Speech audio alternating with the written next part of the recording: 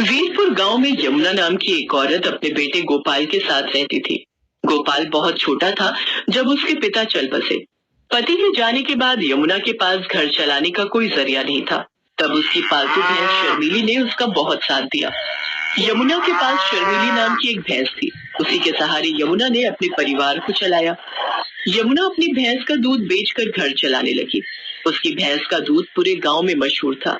गांव के सभी लोग यमुना से ही दूध लेते थे। कुछ सालों बाद यमुना ने गोपाल को पढ़ने के लिए शहर भेज दिया। वहीं गोपाल को सुधा नाम की एक लड़की से प्यार हो गया और उसने अपनी माँ को बिना बताए सुधा से मंदिर में शादी कर दी। आज वो गांव वापस आने वाला था। यमुना बहन, 2 किलो दूध कर देना, 1.5 किलो मुझे भी देना। क्या बात है यमुना बहन, आज तो तुम बड़ी खुश दिखाई दे रही हो। बात ही खुशी की है शारदा बहन, आज मेरा बेटा गांव वापस आ रहा है। बस जल्दी जल्दी काम निपटाकर उसी के लिए बढ़िया बढ़िया पकवान बनाऊंगी। पता नहीं शहर में उसे क्या खाने को मिलता होगा और क्या नहीं। अच्छा तो ये बात है, चलो बहुत बढ़िया हुआ। कब से बेटे के बिना अकेले रहते रहते तुम उदास हो गई हो। अब वो आ जाएगा तो तुम्हारे साथ काम में भी मदद कर देगा। हाँ वो तो है। अरे आ रही हूँ शर्मीली, तू क्यों आवाज लगा रही है? मैं जानती हूँ तू भी गोपाल का नाम सुनकर बहुत खुश हो रही है। रुक, मैं अभी तुझे चारा डालती हूँ। यमुना की भैंस शर्मीली अपनी आवाज में उससे बातें कर रही थी, मानो वो भी गोपाल के आने की खुशी मना रही हो। शाम के समय गोपाल आ जाता है, पर अपने बेटे के साथ बहू को देखकर यमुना को बहुत बुरा लगता है। माँ तुम नाराज मत हो, सब कुछ बहुत जल्दबाजी में हुआ। सुधा के पिताजी की तबीयत ठीक नहीं थी और वो चाहते थे कि हम ये शादी जल्दी से जल्दी कर लें, इसलिए मैं आपको बता ही नहीं पाया। अब मैं आपके साथ ही रहूंगा, आप चिंता मत करो। और माँ सुधा बहुत अच्छे स्वभाव की लड़की है, आप एक दूसरे को आसानी से समझ जाओगे। ठीक है, देखती हूँ वो मुझे कितना समझती है। गांव के रहन सहन और शहर के रहन सहन में बहुत फर्क है बेटा। यमुना सही कह रही थी, गांव के रहन सहन और शहर में बहुत फर्क है। यमुना की तरह सुधा घर के कामकाज नहीं कर पाती थी, उसे तो घर का कोई काम भी करना नहीं आता था। गोपाल, तुमने मुझे कहाँ लाकर पटक दिया है? मुझसे ये घर के काम नहीं होते, हमें शहर वापस चलना चाहिए। भैंस का गोबर साफ करो, उसे चारा डालो, उसे नहलाओ। सारा दिन गोबर की बदबू से मेरा बुरा हाल हो रहा है। कैसी बात कर रही हो सुधा, यहाँ पर सारा कामकाज बना हुआ है। मैं तो यहाँ पर बढ़िया सी दूध की डेयरी खोलने की सोच रहा हूँ। दूध, घी, पनीर, दही और कुछ खास मिठाइयों की बहुत ही बढ़िया डेयरी खुल जाएगी। हमारी अच्छी खासी कमाई हो जाएगी। शहर में घर का किराया, खर्चा पानी इतना ज्यादा है, वहाँ पर मुझे काम सेट करने में ही सालों गुजर जाएंगे। और यहाँ पर मेरा अपना खुद का घर का काम है, हम शहर में क्या करेंगे? तुम्हें पता भी है हमारी भैंस का दूध पूरे गांव में मशहूर है। सोचो हम कितना कमा लेंगे और फिर हमारे यहाँ रहने से माँ को भी सहारा रहेगा। वो बेचारी अकेले काम नहीं संभाल पाती है। अच्छा तुम काम करो, मैं थोड़ी देर बाजार होकर आता हूँ। कह तो गोपाल ठीक ही रहे हैं, शहर में काम करने के लिए पैसों की भी तो जरूरत होगी। यहाँ पर तो अपना मकान, अपना काम है और फिर हमें तो पैसे कमाने से मतलब है। कुछ सालों में अच्छे पैसे कमा लिए तो बाद में शहर में जाकर बस जाएंगे। पर मुझे किसी भी तरह से सासू माँ से अलग होना है ताकि उस भैंस पर मेरा कब्जा हो जाए। पता नहीं, माँ जी तो बहुत चालाक है, कितने पैसे अपने अंदर करके बैठी होंगी। सुधा को पता था कि गोपाल गांव में ही काम बढ़ाने वाला है, इसलिए वो अलग होने के रास्ते ढूंढने लगी। गोपाल, सुबह से काम करके मैं थक गई हूँ। मेरे आने के बाद माँ जी ने घर के सारे काम मेरे ही जिम्मे डाल दिए हैं। भैंस को नहलाना, धुलाना, गोबर साफ करना, चारा डालना, सारी देखभाल तो मैं करती हूँ। ऐसे थोड़ी होता है, मैं अब और बर्दाश्त नहीं कर सकती। जब मैं इतना काम कर रही हूँ तो फिर मैं अलग ही रहूंगी। मुझे माँ जी के साथ नहीं रहना। और हाँ, उस भैंस पर मेरा हक है, मुझे तो बस बंटवारा चाहिए, भैंस का बंटवारा। सुधा इतनी जोर जोर से चिल्लाकर ये बात कह रही थी कि उसकी बात यमुना के साथ साथ पड़ोसियों ने भी सुन ली और सब वहां आ गए।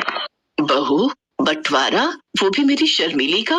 मेरे जीते जी ऐसा कभी नहीं होगा। और तुम जानती ही क्या हो शर्मीली के बारे में? उसे मैंने बहुत प्यार से पाला है, उसकी देखभाल की है। तुम मेरी शर्मीली को एक दिन भी रख कर तो दिखाओ, वो तुम्हारे साथ एक दिन भी नहीं रहेगी।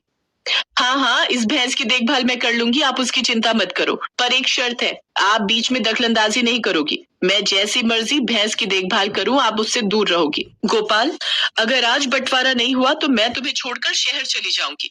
माँ अगर सुधा चाहती है तो आप उसे भैंस दे क्यों नहीं देती हो? उसे एक बार कोशिश करने तो दो, कहीं ऐसा ना हो आप दोनों के झगड़े में मेरी शादीशुदा जिंदगी खराब हो जाए। गोपाल बेटा, एक माँ कभी नहीं चाहती कि उसके बच्चों का घर खराब हो। अगर बहू की यही इच्छा है तो आज से मैं अपनी शर्मीली बहू के हवाले करती हूँ।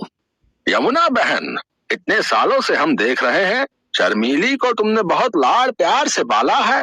कहीं ऐसा ना हो बंटवारे के चक्कर में एक निर्दोष जानवर परेशान हो जाए।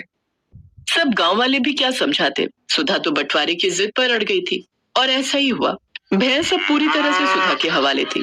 गोपाल किसी काम से शहर चला जाता है। सुधा तो आलसी थी। उसने भैंस के प्रति लापरवाही दिखानी शुरू कर दी। वो सुबह उठकर ना तो भैंस का गोबर साफ करती, ना उसे नहलाती धुलाती और ना ही उसे समय पर चारा देती। इसी कारण भैंस कमजोर होती गई। सुधा ने इस पर ध्यान नहीं दिया। एक दिन जब सुधा भैंस का दूध निकालने गई तो देखा कि भैंस जमीन पर गिरी हुई है। ये देखकर सुधा घबरा गई। माँ जी जल्दी चलिए, शर्मीली बेहोश हो गई। क्या? शर्मीली बेहोश हो गई? मैंने तुम्हें कहा था बहू, जिद मत करो, शर्मीली मेरे बिना नहीं रह सकती। गोपाल उसी समय शहर से आया और वो भी घबरा गया। शर्मीली उठ, देख मैं तुझे आवाज लगा रही हूँ, आंखें खोल शर्मीली। सुधा, शर्मीली की देखभाल की जिम्मेदारी तुमने ली थी ना, फिर उसका ये हाल कैसे हो गया? माँ, सारी गलती मेरी ही है। मैंने ही तुम्हें भैंस के बंटवारे के लिए कहा। मुझे माफ कर दो माँ, काश मैं सुधा की बात न मानता। मुझे माफ कर दो गोपाल, गलती मेरी ही है। मेरे कारण आज शर्मीली इस हालत में है। मैं सचमुच माँ जी की तरह शर्मीली की देखभाल नहीं कर सकी। माँ जी मुझे माफ कर दीजिए। यमुना दौड़कर चारे के पास जाती है और चारे को उठाकर शर्मीली के आगे रखती है। शर्मीली को यमुना के स्पर्श का एहसास होता है। वो थोड़ा सा हिलती है। ये देखकर सब खुश हो जाते हैं। यमुना अपने हाथों से शर्मीली को चारा खिलाती है। शर्मीली खुशी खुशी ढेर सारा चारा खा लेती है, मानो वो कब से यमुना के हाथों से ही चारा खाना चाह रही थी। सुधा को अपनी गलती का एहसास हो जाता है और वो यमुना से माफी मांगती है। माँ जी, शर्मीली आपके बिना नहीं रह सकती। ये आपकी भैंस है और आपके साथ ही रहेगी। बहू, शर्मीली अब ठीक है, मुझे इस बात की खुशी है। और मेरे जाने के बाद शर्मीली की देखभाल तुम्हें ही तो करनी है। जैसे मैं शर्मीली की देखभाल करती हूँ, वैसे तुम्हें भी उसकी देखभाल करनी है, ताकि हमारी शर्मीली इस तरह से कभी बीमार ना पड़े। सुधा अपनी सास की बातों को समझ जाती है। कुछ दिनों में शर्मीली फिर से ठीक हो जाती है। अब सुधा और यमुना मिलकर शर्मीली की देखभाल करती थी। शर्मीली ने फिर से दूध देना शुरू कर दिया। गांव के लोगों को भी अब ताजा दूध फिर से मिलने लगा। गोपाल भी अपनी माँ और पत्नी का आपस में प्यार देखकर बहुत खुश था।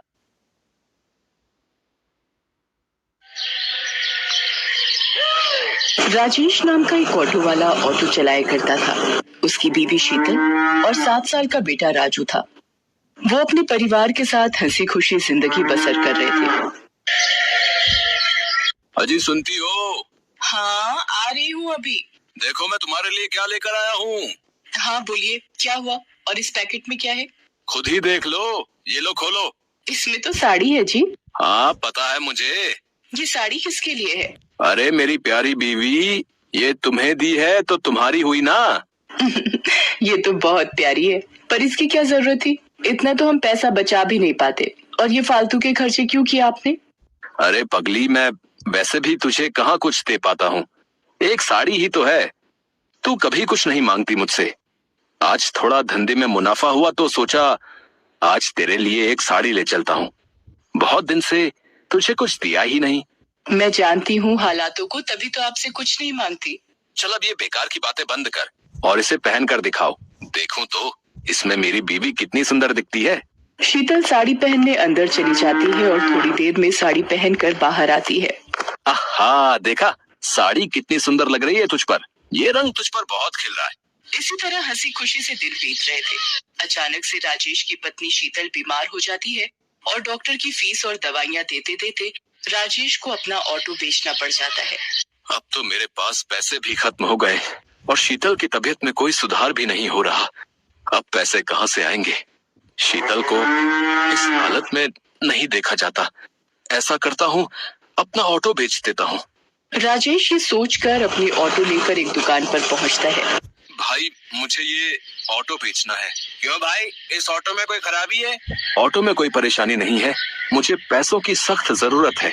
मेरी बीवी बहुत बीमार है और मुझे पैसों की जरूरत है, इसलिए मुझे ऑटो बेचना पड़ रहा है। अरे भाई, अगर ऑटो बेच दोगे तो घर का खर्चा कैसे चलाओगे? हाँ, पर बीवी की तबीयत भी तो देखनी है। उसकी दवाइयों के लिए मेरे पास पैसे नहीं है और मुझे कुछ समझ में नहीं आ रहा है कि अब क्या करूं। अरे भाई, एक काम कर सकते हैं आप, ऑटो बेचकर एक रिक्शा ले लो, जिससे कुछ पैसे भी मिल जाएंगे और तुम घर चलाने के लिए रिक्शा भी ले लोगे। क्या समझे? बात तो तुम सही कह रहे हो भाई। राजेश बात मान जाता है। राजेश ऑटो बेचकर एक रिक्शा ले लेता है और दिन रात उस पर मेहनत करता है। वहाँ राजेश की पत्नी की तबीयत अचानक खराब हो जाती है और वो उसे हॉस्पिटल लेकर जाता है। डॉक्टर साहब, मेरी पत्नी को एक बार देख लीजिए, उसकी तबीयत बहुत खराब है। ठीक है, इसे मेरे केबिन में लेकर आओ। राजेश शीतल को डॉक्टर के केबिन में लेकर जाता है। इनकी तबीयत बहुत खराब है, आप ये इंजेक्शन जल्दी से लेकर आइए, वरना मैं कुछ नहीं कर पाऊंगा। राजेश के पास पैसे नहीं थे। थोड़े से पैसे लेकर राजेश दवाई की दुकान पर जाता है और इंजेक्शन लेने के लिए पैसे देता है। इनमें 10 रुपए कम है। भाई, मुझे इंजेक्शन दे दो, मेरी बीवी की तबीयत बहुत खराब है। पहले 10 रुपए लेकर आओ। प्लीज मुझे ये इंजेक्शन दे दो, नहीं तो मेरी बीवी मर जाएगी। भाई, मेरे पास यही पैसे हैं और मुझे इंजेक्शन की बहुत जरूरत है। राजेश उसी दुकान के सामने रोने लग जाता है। उस दुकान वाले से रोते रोते अपनी बीवी के लिए इंजेक्शन मांग रहा होता है, लेकिन वो दुकान वाला बहुत लालची था। वो राजेश को वहाँ से भगा देता है। अरे कुछ भी करो, मुझे 10 रुपए दो तभी इंजेक्शन मिलेगा, वरना निकलो यहाँ से। राजेश बिना इंजेक्शन के ही वापस आ जाता है और उसकी बीवी का देहांत हो जाता है। राजेश अपने बेटे के साथ रहने लगता है। उधर दुकानदार, जिसका नाम विपिन था, जहाँ राजेश के पास पैसे ना होने पर उसने राजेश को धक्का देकर भगा दिया था, वो एक बहुत ही लालची दुकानदार था। वो दवाइयों से बहुत पैसा कमाता था, इसीलिए उसने अपनी बहुत जायदाद कर ली थी। आजकल धंधे में बहुत कमाई हो रही है, हर माल में मुनाफा हो रहा है। अब एक काम करता हूँ कि एक प्लॉट और ले लेता हूँ। हाँ। विपिन घर पहुँचता है और प्लॉट लेने की सोचता है। पापा पापा। तभी विपिन को अपने बेटे की आवाज सुनाई देती है और भागकर जाता है तो देखता है कि उसका बेटा जमीन पर बेहोश पड़ा है।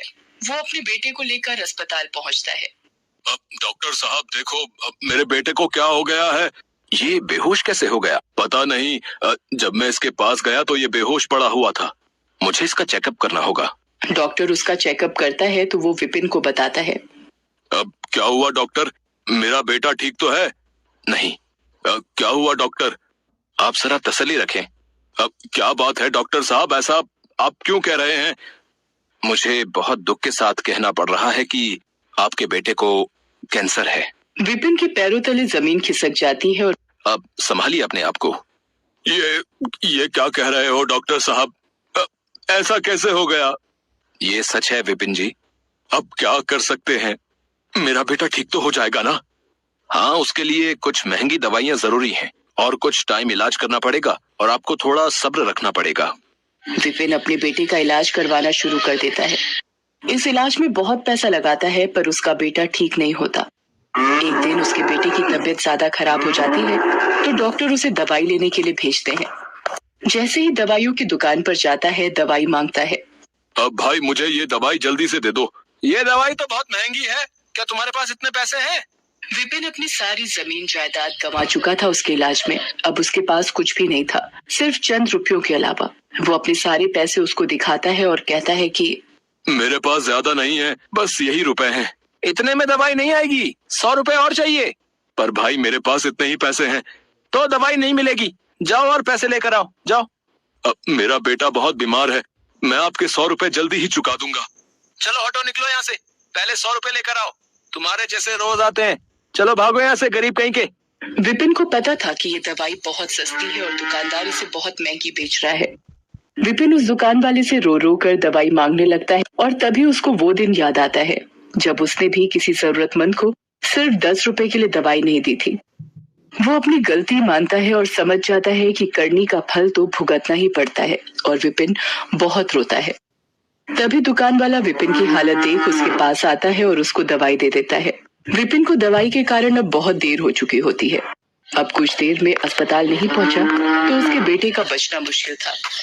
विपिन भागते हुए जाने लगता है, लेकिन उसे पता था कि वो ऐसे नहीं पहुंच पाएगा, इसलिए कई लोगों से अस्पताल छोड़ने को कहता है, लेकिन उसके पास पैसे ना होने पर कोई भी उसको अपनी गाड़ी में नहीं बिठाता। अगर मैं जल्दी ही अस्पताल नहीं पहुंचा तो मेरा बेटा। जब वो जा रहा होता है तो उसे ठोकर लगती है और वो गिरने लगता है। तभी एक रिक्शे वाला उसे आकर थाम लेता है।